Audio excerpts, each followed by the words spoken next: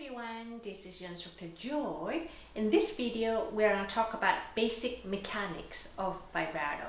When you look at vibrato, it looks like many parts are moving, but when you look at carefully, there are two parts. There are only two parts moving, which are the lower arm is being pulled, moving back and forth, like that. And then the second part that's moving is this finger joint. Gets flattened and gets rolled again. Flattened and curved again. So only those two parts. Very, very important. So now, how do we do that? We're going to first hold the violin. And then see if you can let your violin go. Once you're done, then put your hand gently back.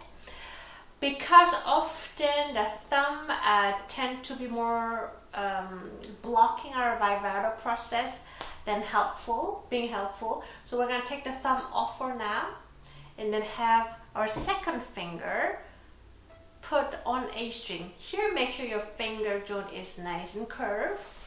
Yeah, like that. Again, hold your violin only with your chin and shoulder, check it, and take your thumb off and then have your finger, the second finger, sit on A string. If you're having a hard time to hold the violin, then you can help your right hand holding the body of the violin. Yeah? So, with your right hand, if it's helpful, hold it like that. Then thumb off, second finger on A string, the first position. Make sure that your finger joint is nice and curved. Here, I want to simply move your arm away from you, this direction, until the finger joint gets flattened. Then bring it backwards towards you, like that.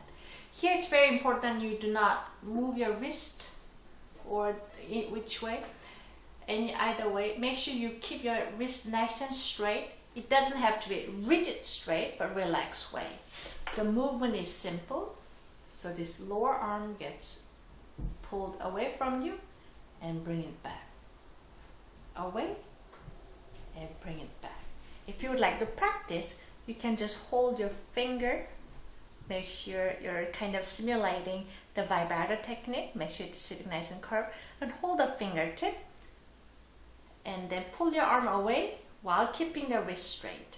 And then you should notice the finger sticks out and bring it back again.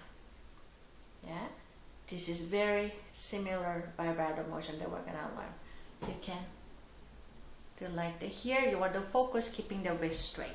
Then put your violin back again, hold firmly, second finger on the string, take the thumb off, wrist straight, have your finger sit with a curved fingertip. The movement is away from us, this way, and bring it back. Again. If you've done 2 or 3 times, that's enough. Then move to the third finger.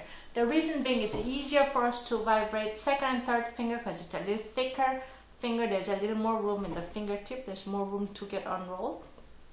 And then first and pinky is a little harder. So we're going to start with the second finger, third, and then first finger. And pinky, we're going to leave it out for now.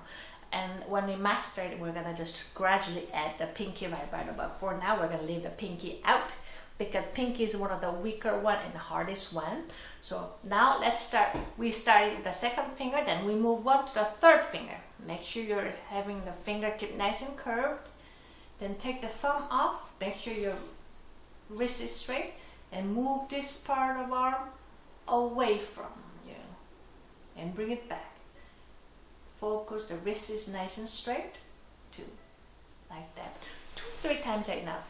And if you need to shake your hand, gradual relaxation, or put your violin down, stretch a bit, because we're holding violin a little more firmer than ideal, which is okay for time being. That could happen. Do not worry. Then hold the violin again. Now this time we're going to do the first finger. Make sure your first finger is sitting with a nice and curved fingertip. Take the thumb off. Make sure your wrist is straight. Then again, you're going to move your arm away from us until the finger joint gets flattened.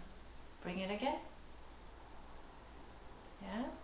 So Now, just a couple of times of each finger, and then you want to take a break. I encourage you not to practice more than 5 minutes per session. Would be probably better, even less. But if you really want to practice, maximum would be 5 minutes. Ideally, just 3 minutes would be better.